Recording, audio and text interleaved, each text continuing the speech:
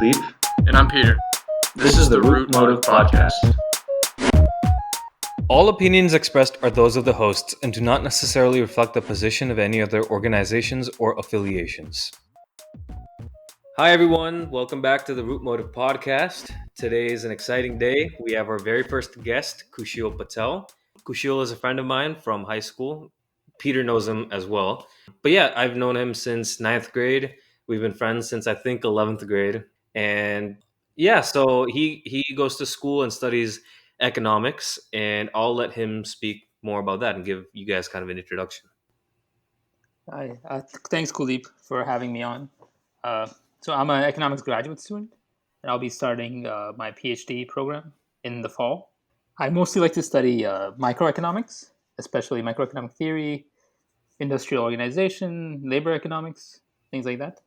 And I'm happy to be on here, answer any questions Kuldeep has, or Peter. Is that all? Do you have any hobbies? Do you find anything Yeah, interesting outside of it? I mean, you both know we were all together on the tennis team. Yep, yeah. Yeah. I was trash. Kushiro was number one on the team, and like he would destroy all these other teams and their number one players, and like me, Uday and I, Uday and I would just play whenever the coach knew we were winning, and they would just let us play with like the randos from the other team after the main matches were all over. You were the spirit of the team, Kuldeep. Yeah, we were basically mascots. Oh god, good times. But yeah, no, yeah, we were all on tennis team together. Anything else that you want to talk about, or? Are you still playing tennis? Not much these days, but I was trying. I was going to this summer. Like I got a membership at the gym where they have the courts, but then this happened, and I mean, I don't know if I'm going to be able to play. Yeah. And tell us a little bit more about McGill and Canada and stuff, and maybe how it's different. Yeah, it's in Montreal. It's a nice city. That's especially good for students. There's a lot of universities around. Like there's like 5 or 6 universities, so there's a lot of good food. The rent, unlike most of Canadian cities, is fairly reasonable. Like in Toronto, I think the rent's like 1,500 or something, Mm-hmm. while here it's more like 800 ish. Damn, So that's it's actually nice. pretty decent for students. And McGill's a good university as well. It's pretty big. Like in Canada and like in the US, most of the universities are public and they're gigantic. So all the big universities in Canada, like U of T, McGill, UEC, they all have tens of thousands of students. And at McGill, you said that there were some movies that were filmed there, right? In some of the Yeah. buildings. So in my second year, I was watching a movie with a friend, and it was Get Smart. And there's a scene in Get Smart where Steve Carell pulls up in a car in France or somewhere, and Anne Hathaway standing on the street. Turns out that's not a street. And I was watching the movie and I see the background, and it's in the middle of campus. Oh my It's at god, McGill, and I noticed the library. that's awesome. Yeah, I was pretty surprised. How good's your French? Eh, not really, not good at all. Did you take AP French in high school? No, I didn't. Like high school French was probably better than it is right now. Damn. Okay. All right. And but you were president of the French Honor Society, right? Yeah, I mean, you were there. Did you guys even do anything the entire year? I mean, don't you remember the big thing we did? There was one event. Oh yeah, there was one event that was a cultural night, but outside of that, Yeah, I don't. Yeah, I don't remember either. I think it's like most of the clubs in high school. You don't really do anything. oh yeah, 100%, dude. So let's get down to the nitty gritty. So Kushio studies economics. It's a lot of theory. It's a lot of math, and he might have learned some things throughout his year studying it that might give us some insight into how things work. Kaushil, why don't we connect your economic background to the COVID-19 crisis currently going on, specifically maybe with regards to the recent stimulus that was given to people in America with wages under 75K, and maybe connect that to potential inflation that may result, and sort of just giving your 2 cents on what that might, kind of the impact that might have on the U.S. economy. Well, actually, I think with the stimulus, I think they did a fairly decent job. I mean, with the actual health crisis, I mean, I think the response has been so-so. But in terms of like the stimulus, I think that was probably the appropriate response. This is more along macroeconomics, so not really one of my something I'm focusing on. But what most people would interpret it as is a supply shock, where because of the virus, all of a sudden production stopped. Right? People were told to stay home, which means things can't get made. Now, in this environment, in some sense, there isn't much the government can do because, like, if people are not making things, you can't really get the economy going if you don't make things. Right? GDP is gross domestic product, so the total production in an economy, like how many things are made. So there's actually a paper recently by Ivan Verning and a few other colleagues where they talk about how this supply shock may actually transmit into a bigger demand shock. So supply shocks are basically where production suddenly goes down. Demand shock is where people stop buying things, right? So in terms of a supply shock, so a virus happens, suddenly we tell people to stay inside because if they go outside, then you can die. People stop making things, but that's the appropriate response, right? The other cost, if you don't stop and stay inside, the cost is going to be way too high. Like it's going to be in terms of lives lost, right? Millions of people could die. So the supply shock is actually an appropriate response. It's bad, but we don't have a choice. The other option, given the options we have, it's the best response we can take, right? So it necessarily shouldn't be something that the government should intervene with because it's actually a good response to the problem out there.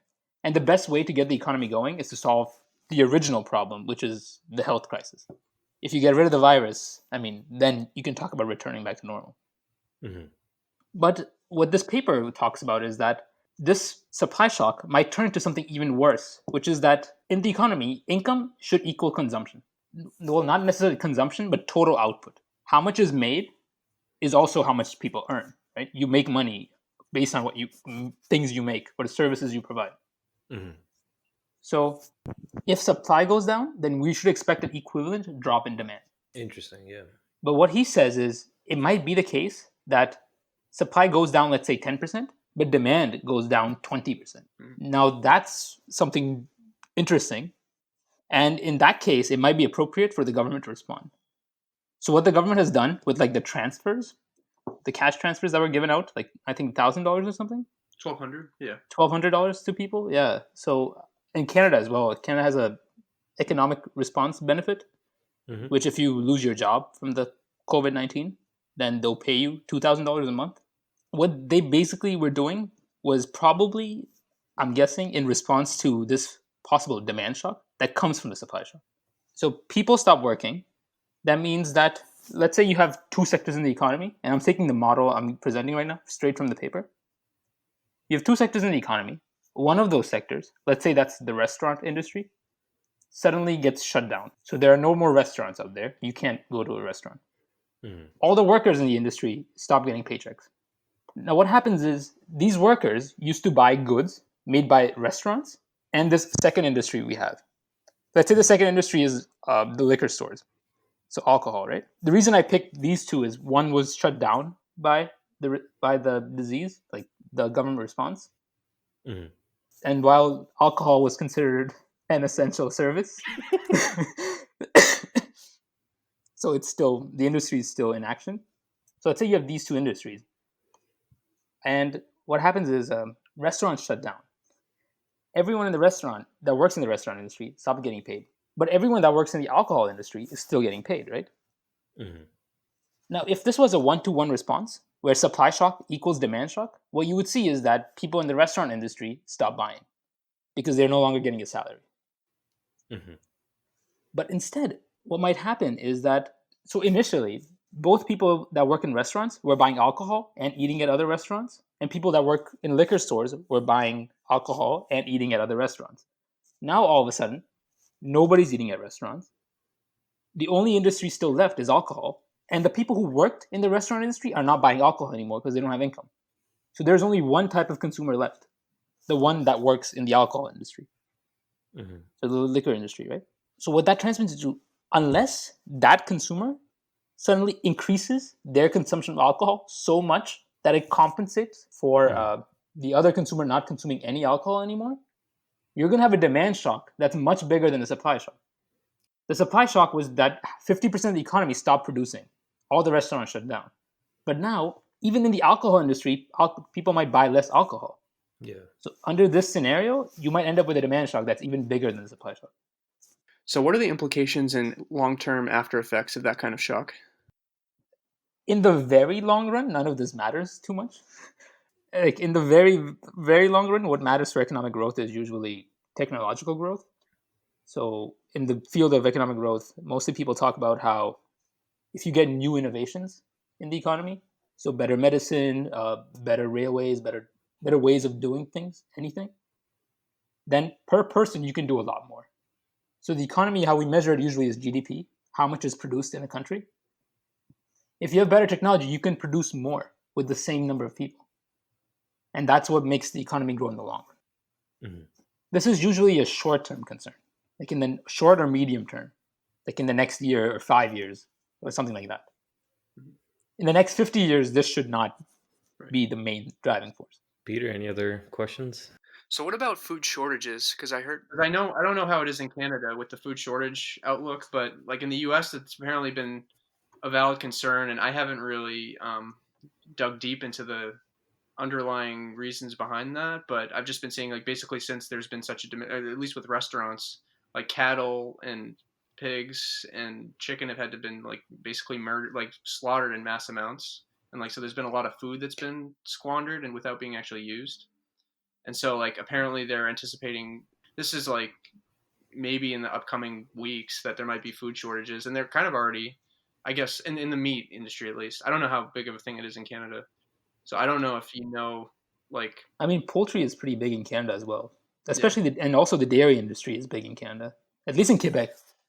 In Quebec, the dairy industry is a big employer and gets a lot of subsidies from the federal government and the provincial government.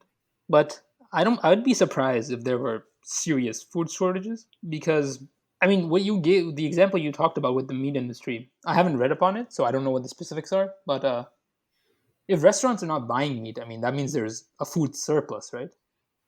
right, There's more meat out there than people want. right. So I don't know why that would translate into a shortage. Yeah, it's valid. No, I mean that's just what I've been seeing like among like some news outlets. Like I've been, I'm gonna need to see some sources, bro. Yeah, no, I mean it might be a thing. Like I just don't see the link immediately. yeah. Maybe they stopped producing meat or something. Peter, are you gonna link your sources in the docs? Well, I can just say it. It's not really a source. Like I was just listening to Tim Pool and Joe Rogan, and Tim was talking about, and he's like he's a fairly good journalist though. I mean, you can check him out. I haven't really like dug, I haven't gone into the weeds with him, but no, I mean he seems legit, and he was just talking about basically voicing that similar concern. So I just wanted to voice it to you because it's obviously food's like a necessary good, so or it's obviously a essential. So Yeah, actually, I just opened Bloomberg right now, and they're saying food shortage.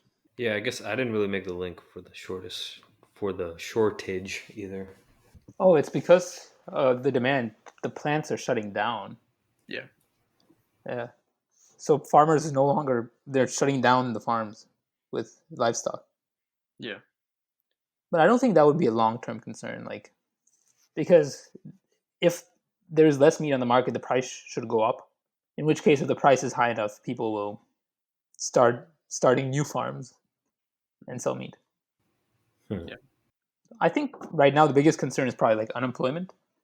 I think recently it was announced 30 million unemployment claims were filed. Yeah, I saw that. So I mean, that's a big number. yeah. But like seriously though, 30 million, that's 10% of America, right? There's 300 million people in America. And you're including babies in there, like babies and seniors. Oh, okay, that's fair. So that's not even the unemployment rate, right? What is the number of people that are like eligible to work in the United States? How do you rule out the babies and the elderly? I mean, you pick a cutoff like 15 years old and higher. Okay, but what is the number? Do you know the number? I don't remember, but I think something like 180 million or something working age population. Damn. Yeah. So 30 million is a gigantic number. Like the unemployment rate would be super high if this Yeah. stays. Yeah. Who is unemployed right now except for like the restaurant workers? Like we know that restaurants have like completely shut down, right? That you only get takeout. So there's no waiters, there's no servers. What other industries have to be completely All shut of down? Like retail. All the malls are got shut down. that's what it is. Yeah, retail workers. All of retail is gone. Who else? Who else? Everything other than essential services is down right now. 180 divided by 30. That doesn't seem right. It would be 30 divided by 180, right? Yeah, you're right, you're right. 16%. That's huge. And that's if my 180 is right. That's a random guess. Wait, you don't need a real number. Oh, how convenient. All right. Well, no, I mean that's fair. It's not 10%, it's higher. That's basically It has what to it be, is. right? 10% is like the total population. Yeah. Yeah. Any other questions, Peter? Poignant questions. I mean, I didn't come in with any pointed questions. I'll try to like. If you have He any, go wasn't. ahead. He didn't even know he was coming in. Yeah, I actually didn't. I didn't even. I forgot all about the itinerary. So yeah, I apologize. Sure, I'm sorry. Outside of the COVID stuff, I mean, I'm sure you have some insights. Is there anything you've been working on for the past couple of years that you want to share? Maybe your thoughts on? You don't in economics. You don't really do a lot of original work until you get into your PhD. Mm-hmm. Even then, it's mostly in after your second year that you start working on your own research.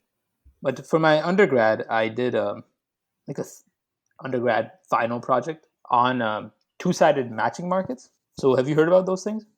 And like anything? No, when you say matching market, that doesn't make any sense to me. There's no context there. So two-sided matching is it's actually a field not just in economics, but also very common in computer science. Ooh. And also in math, although I don't think it's as big in math. But basically, I mean, if you think about most markets, essentially you're thinking about people going out to buy things, right? Mm-hmm. And so in the market, how it usually works is I go to the grocery store and I pick what apple I want. Mm-hmm. The apple doesn't pick me. I would hope not. I'd be worried if an apple picked you.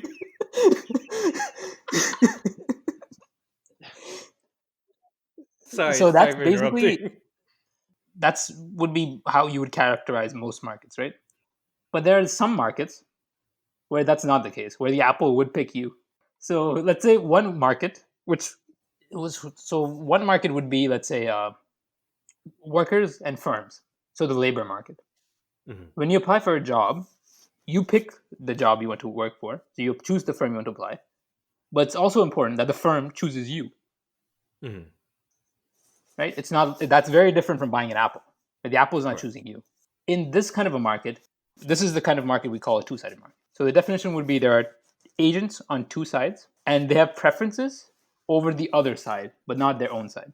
So that would be a two-sided market, where there's firms, there's workers, and workers have preferences over firms, and firms have preferences over workers.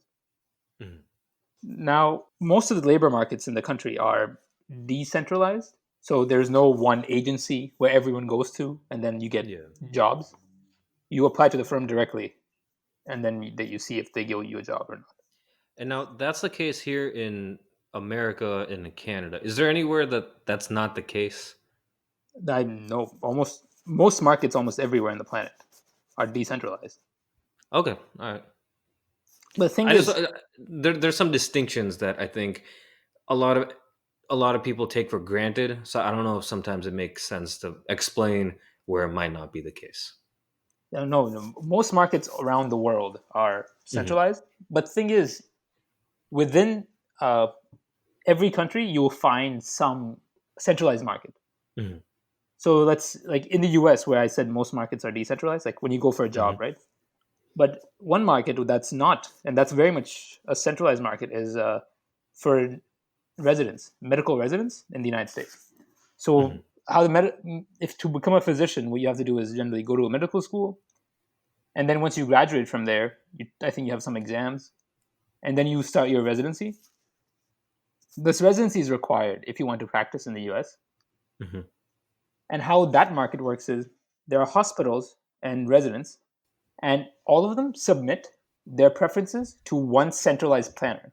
This is called the National Resident Matching Program, NRMP, where all the medical students that are graduating from medical school rank all the hospitals they want to work for. Like, okay, my first choice is this, my second choice is this.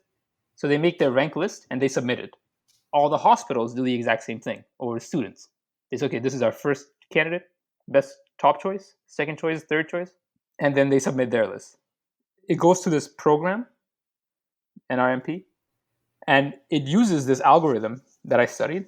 It is my undergraduate final project to match them up. It was designed by a Nobel Prize-winning economist and a small team, and he's at Stanford right now, Alvin Roth. Wow.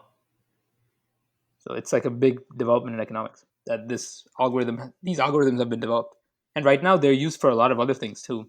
So to match students to schools in Boston, in New York, in a lot of other cities around the world, there are several public schools in Boston, and you have to match students to these schools. And because you're in Boston, you can go to any of these schools. There are some restrictions, but you have several options. And these are very competitive. Like parents will work really hard just to get their kid into like the top school.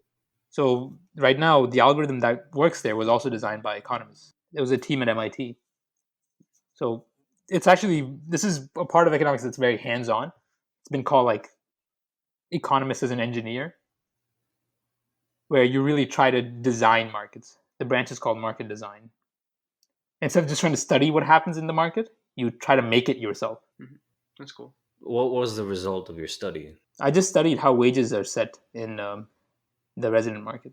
So a big argument. So there was a case in early 2000s there was a class action lawsuit filed by a group of residents saying that this algorithm was actually keeping their salaries low. That because it wasn't a decentralized market, their salaries were being kept artificially low than they would be under a decentralized market. Because right now here, you see there's no salary negotiations, right? You just make your list. Whereas in the real world, you would talk to the hospital if you were meeting one-on-one, and you would negotiate your salary. So they're saying because this is taken out, that students are accepting lower salaries than they would. And so I was just looking at that, and part of my research was that it's really not the algorithm that's keeping their salaries low. It's the fact that there's some sort of a tuition that's being charged in the residencies. So it's being treated not just as a job, but also as a learning experience. In essence, students are paying this tuition to get a residency. Right. Yeah. And that's why their salaries are lower than you would expect. Because medical residents in 2011, which is where we have the data from, there was a big survey done by the American Medical Association. On the average salary for a first-year resident was $47,000, which, I mean, given that they have been to university for 8 years at that point, 4 years of undergrad, 4 years of med school, is pretty low. Yeah, that's ridiculous. And they're working like 80 hours a week. So their argument makes some sense, right? Like, why is it that low? And especially if you look at like a first-year physician, in 2011, the first-year physician would make $137,000. So why? And it takes like 3 years to finish your residency to become a physician. Yeah. So why this huge gap, like $90,000 gap in 3 years, right? After 8 years of education. But it's really, I think, based on my analysis, I think it was that it's probably that there's a tuition that they're paying, which is not seen, right? The tuition is being deducted from their salary. Right. Yeah. So, yeah, that was my project. But did your project go into any details about how to maybe like bridge the gap in compensation, or question whether or not that was like feasible, or if that would be? So what I'm saying is the gap should exist in some sense. There's a valid Right. reason for the gap. It's not a gap because of the algorithm messing the ways their wage setting works. I'm saying they're actually getting something from the hospital. Yeah. They're not just producing for the hospital, they're also getting something from it. And that's what the hospital is charging them for. Right. So the market's not being twisted by this algorithm that we have in place. It's acting appropriately. So it should be low, basically. One thing you could do, though, I think actually salaries for first-year physicians might be a bit too high. So the gap may be big because the first year physicians are making too much. And the reason is these licensing requirements. To be a practicing physician in the United States, you have to complete residency in the United States. Mhm. So you're allowed to come from a medical school that's not in the US, but then you have to do a residency in the US. So what ends up happening is that the pool of candidates that apply to residencies is bigger than the pool of candidates that go on to become physicians. So the market narrows at that point, which means that physicians gain market power. There's less physicians. So there's less competition among physicians. Oh, So that okay, keeps yeah. their wage up. While for residents, because you can apply from medical schools abroad, for residency in the US, there's more competition. Right. So that also keeps their salary down. Yeah. So their salary, I don't think, is too low. It's a combination of cost and competition that's coming into it. Okay. No, I guess your stance seems to take the approach of like the salary getting compensated to physician or to residents is in some sense whatever is the right wage because it's determined by the market. But I guess I was asking like, do you think that level of that salary level, given their benefits they're in turn receiving from the hospital, is that like a fair wage that they're paid, or do you think it's just whatever the market? I think that's a good question, but then you have to define what is a fair wage. What do you mean? What did you have in mind when you think of when you think of a fair wage? I guess just like you might think that they might deserve a little bit more or slightly more money just for the Yes, amount of but hours. why would they deserve based on what do you deserve a salary? Ooh. Well, I think competence in your ability to perform a function of a job. Yes. So how do you measure that though? Whether how competent someone is.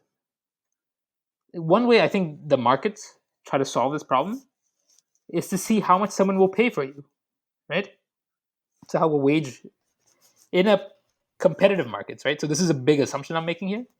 In a competitive market, wage is determined by supply and demand, right? I mean, I think you've both taken micro at this point, Yep. right? I took a micro in college. Yeah, I took it in college also, actually. Okay, that's even better. Like you did in college. So in a competitive market, no side has market power. So the wage should really be based on what price. A wage is a price, right? It's the price of labor. How much you have to pay to get someone to do labor, right?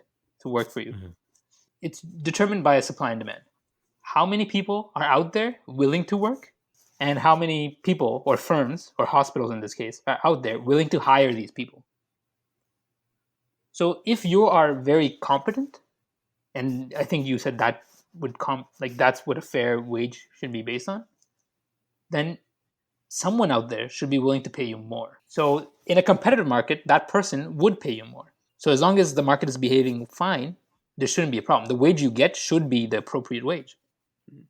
And if no one is willing to pay you more, then you might be the smartest person on the planet and most qualified, but the work you're producing to other people, to other individuals or individual firms is just not worth as much. Okay. Gotcha. So I think the wage is fair in that sense because I think the algorithm does not cause any disruptions. I think the algorithm creates a competitive market. Mhm. So that's why I think it's fine. Okay. And that was the argument actually in the lawsuit. The argument was the algorithm destroys competition. That by using an algorithm instead of people just going out and asking for jobs, you're getting rid of this competitive feature. Okay. So, Kushil, you mentioned that this method, this algorithm was applicable to dating apps as well. So, can you tell us what you know about that from studying it? Yeah, so actually the algorithm it was developed in the 60s. This whole field started in the 1960s. And the first problem that it tackled was the marriage problem. Like that the first paper, the example they give for what a matching market is a marriage market. So if you think of marriage as a market transaction, then you can have then you can think about it as a two-sided market.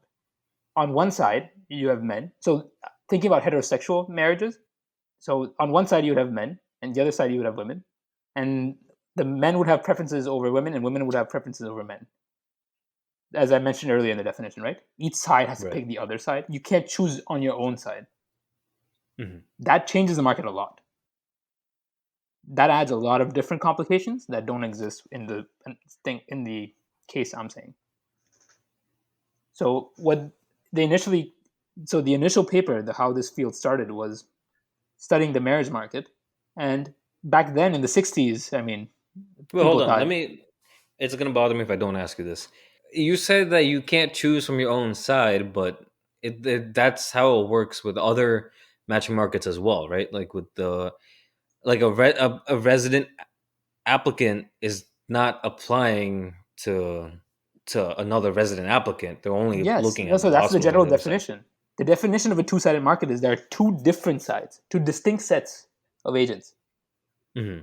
where and it maps. Mathematical definition is you have two distinct sets of agents, Hmm. and there's a mapping from one set to another set. So you're saying based on the assumption that nobody's choosing from their own thing, that's how you're able to define that market as a two-way matching market. It's not an assumption. If this is not the case, then it's not a matching market. Gotcha. If you Okay. look in the world and you see a market where people are matching on the same side, so think of a roommate problem. Right. Suppose there are 5 guys, and let's suppose there are 4 guys and 2 rooms, and Mhm. all 4 of us have to choose between ourselves on who we want to be roommates with. That's a one-sided market. On that one side, all 4 of us stand, and we have to match with ourselves. Oh, okay. I see what you're saying. Right? Yeah, There's no yeah. other side. Right. Okay. So that's a different That problem. clears That's it up. also a huge field. That's a Mhm. different problem from the one I studied. Gotcha. In a marriage market, you would try to match men and women. When the paper was published in the 60s, it didn't seem to have a direct implication for that. And it was mostly focused on things like labor markets, where firms are matched to workers. But recently, with the internet era, and now we have a lot of dating apps out there. And that basically turns marriage or Mhm. relationships into a market where everyone goes to this one centralized place, the app, and then you match yourselves. So a lot of these apps use some of this uh, knowledge in two-sided matching, in how they propose matches. So one of the biggest insights of the field is that in a two-sided market, who proposes matters. It makes a huge difference who gets to make the proposal. So whether men propose to women or women propose to men will determine the final outcome significantly. So in dating apps, like some of the apps where it's men proposing, Right. well, in other apps it's women proposing. The outcomes of those apps, the amount of the matches that they create, will be very different. And the big result is that in a men proposing algorithm, there is no the matching created Mhm. by the algorithm with the men proposing. Every man will prefer that match, the match they get, to any other possible matching they can create. With men proposing, that is the best thing you can possibly do for the men. And on the other side, with a men proposing algorithm, all the women will prefer any other's matching over the one they get currently. That's so interesting, dude. So it's the best case scenario for men and the worst case scenario for women. Hmm. And if you have a women proposing algorithm where women propose, that's the exact opposite. It's the best case scenario for women Oh. and the worst case scenario for men. Is this like So I mean, some strategies for the next time you guys wander. that's so interesting to think about, actually. Do you know any like rough statistics of like just when you look at the effectiveness of dating apps versus just traditional pickup? Like, is it more successful to use a dating app? Are people on dating apps typically more successful at finding and keeping relationships long term? I have no idea. Okay. I mean, this is just an application of the matching. Yeah, yeah. Most of the work I did was on the Mhm. theory. Like, I don't even know how they use it in the dating apps. Right. I just know they do. Mhm. But yeah, I have no idea. Okay. No, I'm just wondering. I'm trying to bring it out so it's more applicable to people. Do you listening. think? But yeah, that's cool. I mean, I guess you didn't really look into the details, but do you think it could be used for, bisexual, gay communities? Do you think the results would be different or interesting? Like, what do you think? But then it would be a different market. It wouldn't be a two-sided market Interesting, because then you're rematching men to men. right? So it would be one side of the market, and then you'd be creating matches on that side. So that's a different sort of matching problem. I see. So the preferences might not be that like distinct. Yes, exactly. So to define a two-sided market, you need distinct agents. So there have to be two different sets of people, and you have to match from one set to the other. So like something where you're matching men to men, that's one set. All the men belong to the same set. You're matching within that set. I see what you're saying, because the proposal aspect of it and then the preference of like if you're happy with it or not, it would just be a lot more variables in the issue, is what you're saying. So I mean, it would be even hard to say who proposes in that Right. case, Yeah, right? that's what I was saying. In the way I define proposing, so in the two-sided market, how it would work is, let's say men are proposing, then all the men would send out proposals to women. In a one-sided market, well, you can't have all the men send out proposals. Right. They're sending them to themselves, right? Like they're sending it into the same set. Gotcha. That's interesting to think about, actually. So the algorithm that you were studying, has that been implemented? Sorry if I'm not. Has that been implemented in any current dating apps? Yeah, I think so. Okay.